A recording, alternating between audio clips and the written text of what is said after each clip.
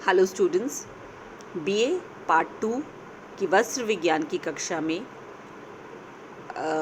ऊन के उत्पादन वाले चैप्टर को आगे बढ़ाते हुए आज हम इसमें ऊन के उत्पादन के सारे चरणों को एक संग देख लेंगे। प्रीवियस कक्षाओं में हम शुरू के 3 चरण डिस्कस कर चुके हैं, लेकिन मैं एक बार क्विकली शुरू के 5 कर लिए थे हमने और फिर आज पूरे बता देती हूँ। ऊन के उत्पादन का जो पहला चरण है, हम सब जानते हैं ऊन हमें भेड़ों से प्राप्त होता है। तो सबसे पहला चरण क्या होगा कि भेड़ों को शरीर से ऊन को काटकर और एकत्रित करना होगा। ये जो कार्य है ये भारत में 2 बार होता है, मार्च और सितंबर। कई बार यह कार्य 3 बार भी करवा लिया जाता है। उसके बाद जो बात होती है कि उनको साफ़ पानी में भेड़ों को शीयरिंग, इस प्रक्रिया को शीयरिंग बोलते हैं। वो करने से पहले भेड़ों को साफ़ पानी में नहलाया जाता है, उनको कीटनाशक युक्त पानी से अच्छे से नहला करके और फिर उनको जाता है। अब ऊन की जो उनके शरीर से बालों को काटना, ऊन को काटना यानी उन बालों को काटना, ये प्रक्रिया भी 2 प्रकार से होती है, हाथ द्वारा और दूसरी होती है मशीन के द्वारा। हाथ के द्वारा भेड़ों में उनके पेट के बाल पहले उतारे जाते हैं, फिर पीठ के, सिर के व अन्य जगहों से बाल उतारे जाते हैं। बगलों और कंधों से उनकी सबसे उत्कृष्ट बाल हमें प्राप्त होते हैं। मारवाड़ी भेड़ जो कि राजस्थान में मिलती है, उसमें से प्रतिवर्ष 1.5 किलो ऊन आप उतार सकते हैं प्रतिवर्ष, यानी कि हमने अभी ऊपर पढ़ा वर्ष में 2 बार, मार्च और सितंबर में। तो एक वर्ष में जब हम 2 बार उतारेंगे तो 1.5 किलो ऊन हमें एक भेड़ से प्राप्त हो सकता है। वहीं जो जैसलमेरी भेड़ होती है राजस्थान की, उसमें से एक वर्ष में हम 2.5 किलो ऊन तक प्राप्त कर लेते हैं। अब काटने के बाद जो दूसरी प्रक्रिया है वो छटाई एवं श्रेणीकरण। ये एक ही भेड़ के शरीर से 15 से 20 अलग अलग श्रेणियों के ऊन प्राप्त होते हैं। एक तो मैं आपको प्रीवियस क्लास में ये डिटेल में बता चुकी हूँ डायग्राम के साथ में कि किस तरह से बगल के बाल और पीठ के बाल ज़्यादा उत्कृष्ट माने जाते हैं और जो अलग अलग उस पे हिसाब से श्रेणी होती है। एक तो श्रेणी इस हिसाब से कि कहाँ से उतारा, दूसरा होता है कि उनकी कितनी लंबाई है, उनकी लंबाई, बारीकी, इस मजबूती के हिसाब से भी श्रेणीकरण किया जाता है। तो श्रेणीकरण करने के ये 2 अलग अलग क्राइटेरिया होते हैं कि कहाँ से उतारा गया और उसकी बारीकी कितनी है और उसकी लंबाई कितनी है। जो जितनी अच्छी श्रेणी के बाल होंगे उससे उतना ही महंगा वो वूल तैयार होता है। तीसरा हमारा स्टेप आ गया सफाई एवं धुलाई। किसकी सफाई? एक बार तो हमने भेड़ को साफ कर ही लिया, अब रेशे, उसके ऊन उतारने के बाद हम उस जो फ्लीस, जिसे इस स्टेज में उसको फ्लीस बोलते हैं, उसको साबुन के घोल से धोते हैं। साबुन के घोल में उनको अच्छे से पूरा का पूरा जो एक झुंड, मतलब गुच्छा सा होता है बालों का, उसको साबुन में धोया जाता है, निचोड़ा जाता है। और इसके लिए 4 अलग अलग बड़े हौद होते हैं। पहले वाले में साबुन होता है, दूसरे व तीसरे और चौथे में साफ़ पानी होता है। तो साबुन में डाल करके और फिर साफ़ पानी से उनको निकाला जाता है। इन सभी जिससे कि पानी पूर्णतः, साबुन पूर्णतः उसमें से अच्छे से निकल जाए। इसके बाद जो नेक्स्ट स्टेप होता है वो होता है कि उसको वाष्पिक घोल द्वारा धुलाई करी जाए। पहला हमने कैसे करी? पहली हमने करी पानी के द्वारा धुलाई, अब यह है वाष्पिक घोल। अब वाष्पिक घोल का क्यों एसेंशियल हुआ? क्योंकि भेड़ के शरीर से उतारा गया है। ये भेड़ के शरीर में पसीने, चिकनाई है ना, कई प्रकार की, कभी कभी कुछ कीड़े भी होते हैं। तो सिर्फ साबुन से धोने से ये ठीक नहीं हो पाता। वाष्पिक घोल को, जैसे कि क्या होता है उसमें बेंजीन और पेट्रोलियम, नेफ्था, ये कुछ केमिकल्स होते हैं, इनमें उसको बालों के जो गुच्छे कहें या फ्लीस कहें, इनको उसमें डुबोया जाता है, जिससे वे साफ होने के साथ साथ नरम भी हो जाते हैं। इसके बाद तीसरी प्रक्रिया हो जाती है कार्बोनाइजिंग।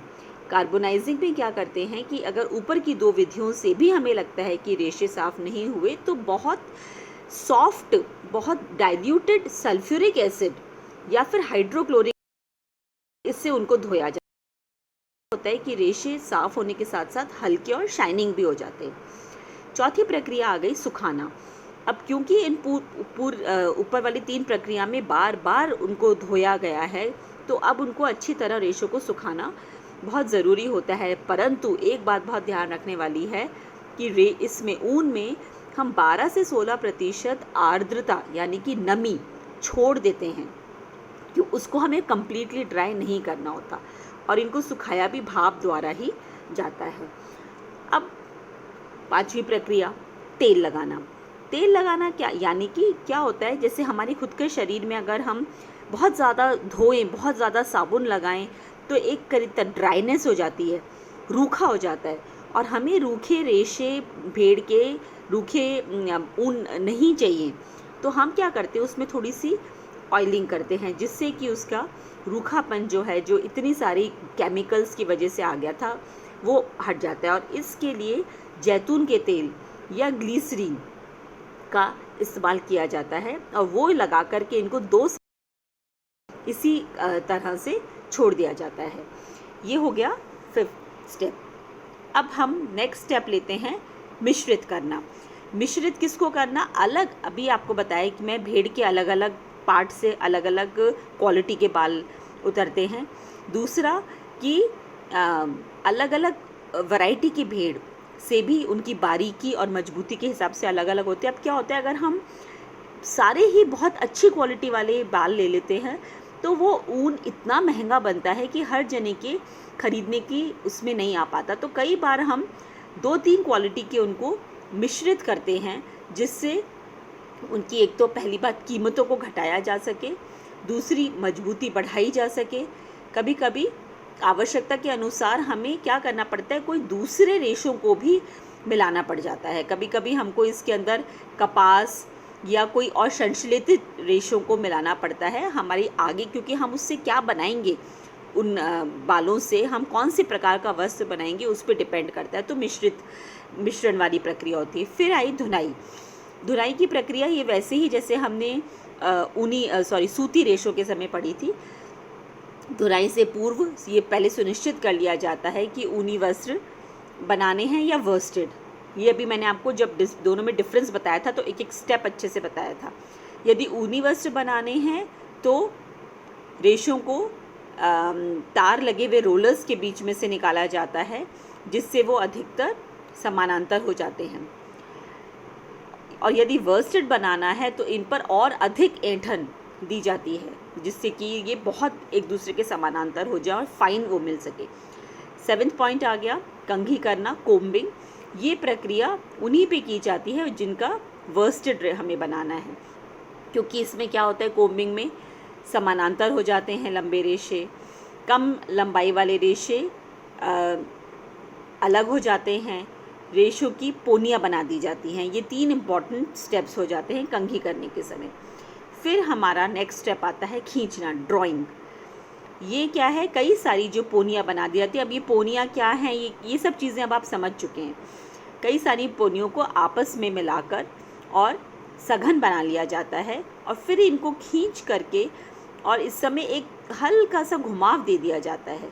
इस प्रक्रिया को क्या कहते हैं, रोविंग भी कहते हैं। इसके बाद आया नेक्स्ट कताई। कताई हम सब जानते हैं, इसमें हल्की बटी हुई पोनियों को खींच करके और उनमें क्या कर दिया जाता है, ट्विस्ट कर दिया जाता है या ऐंठन दे दी जाती है। ऊनी वस्त्र की कताई के लिए जिस फ्रेम का इस्तेमाल होता है उसको म्यूल फ्रेम कहते हैं, और वर्स्टेड जो वस्त्र होते हैं वो रिंग, केप, म्यूल आदि अलग अलग फ्रेम्स पे किए जाते हैं। इसके बाद नेक्स्ट जो स्टेप आ जाता है वो आ जाता है बुनाई का। ऊनी वस्त्र को सादी व ट्विल बुनाई से तैयार किया जाता है। इसके लिए मोटे ऊन का प्रयोग किया जाता है और उनका यार्न काउंट भी कम होता है, जबकि वर्स्टेड पे क्या किया जाती है, ट्विल बुनाई का प्रयोग किया जाता है और इसको बहुत सघन बुनाई, हमारे जो घर में जेंट्स हैं उनके जो कोट्स हैं, पैंट्स हैं, ये सब वर्स्टेड होते हैं, तो इनकी सघन बुनाई होती है और इनका जो यार्न काउंट है वो भी अधिक होता है। इसके बाद एक प्रक्रिया और होती है जो ऊनी वस्त्रों में ही होती है, बाकी ये बुनाई कताई तो बाकियों में भी होती है। इसमें जो एक पार्ट होता है वो होता है भराई।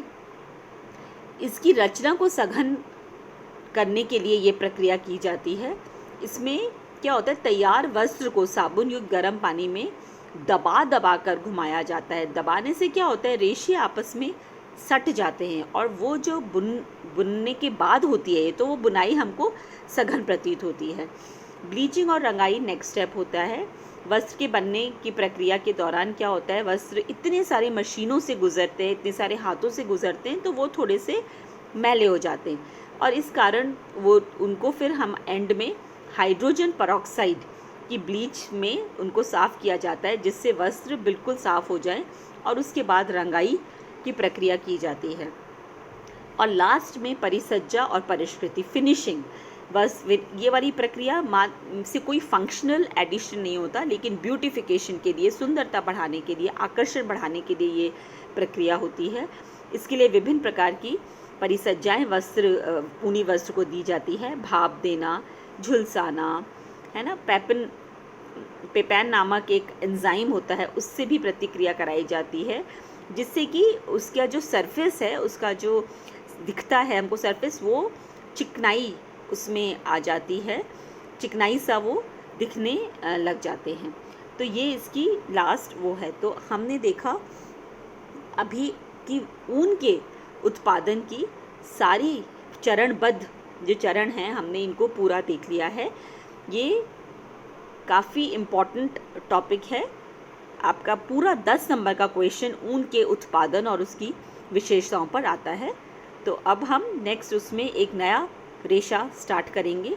अभी तक हमने ऊनी पढ़ लिया, रेशम पढ़ लिया, कॉटन पढ़ लिया है। Thank you.